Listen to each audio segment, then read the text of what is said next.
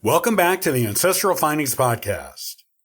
Have you heard any news stories that have made you concerned about DNA testing and your privacy? It's been in the news recently. If you are concerned about a test you did or about doing it at some point in the future, here is the real story you need to know on DNA and your personal privacy.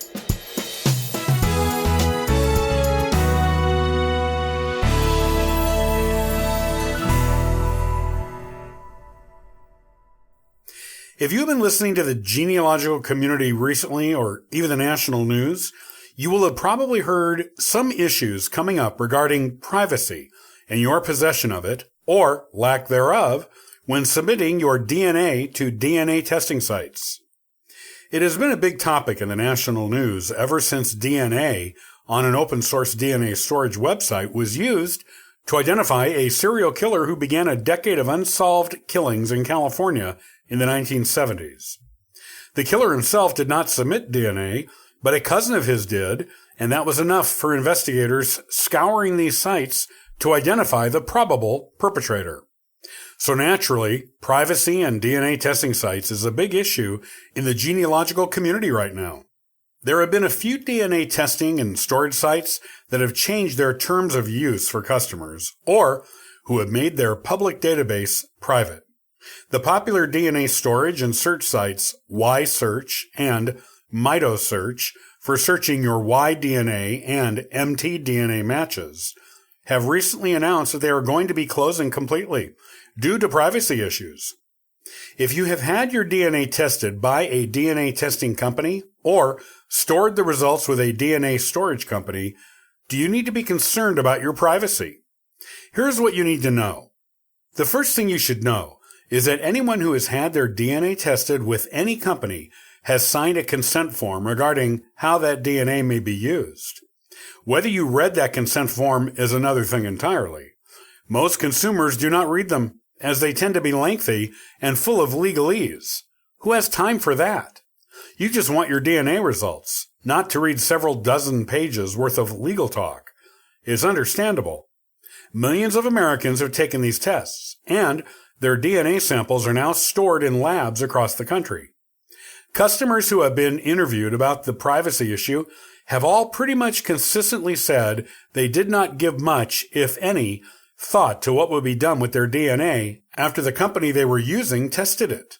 While each DNA testing company has different legal language in their consent forms, one thing that is common among all of them is a right to sell your DNA data to third parties.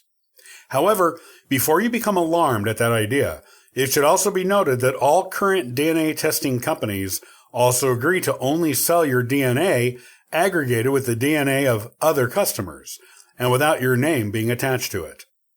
The most common third-party purchasers of this anonymous DNA information are biomedical and pharmaceutical companies that use it for research. This can actually lead to breakthroughs in health and medicine that are beneficial to everyone, including the customers whose DNA was used to conduct the research. While this is the typical way DNA is used after it has been tested, some privacy lawyers and DNA test kit consumers are concerned that their DNA could be sold to insurance companies and private employers, along with their names, and that their DNA could then be used to make insurance issuance and employment decisions regarding them. This has not happened yet, that anyone knows of. Yet it remains a concern, as there is nothing in the consent agreements of most DNA testing companies that will prohibit this kind of use. Yet, at the same time, current federal laws prohibit health insurance companies, at least, from using the genetic data of their potential or current customers to deny issuing insurance to anyone. It should be noted, though, that those laws do not apply to life insurance and long-term care insurance companies. While some privacy lawyers and advocates say stronger privacy laws are needed to protect DNA test kit customers, others say the risk of your DNA being used against you is small and virtually nil for any nefarious purposes.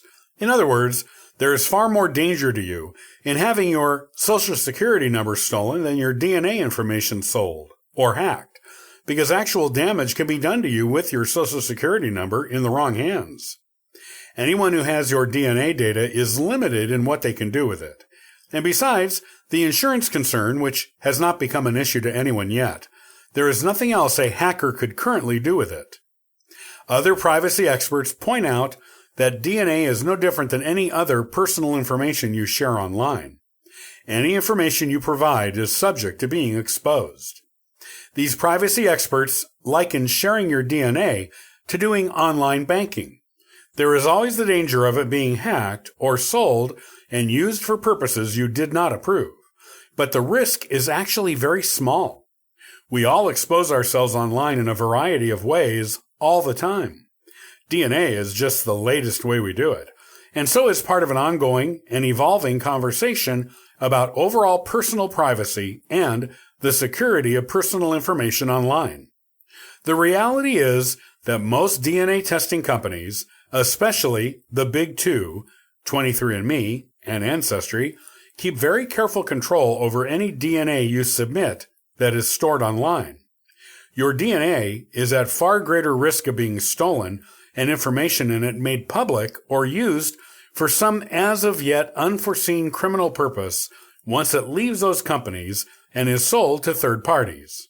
Right now, your biggest risk when it comes to having your DNA tested is revealing previously unknown family secrets, such as a child given away for adoption that no one knew was even born, or finding out a family member had an out-of-wedlock child, a child of an affair, or was adopted and never knew they were. If you are comfortable taking the risk of revealing family secrets, either to yourself or other people in your family, there is no reason at present to be concerned about your DNA affecting your personal privacy, regardless of who is currently controlling the information.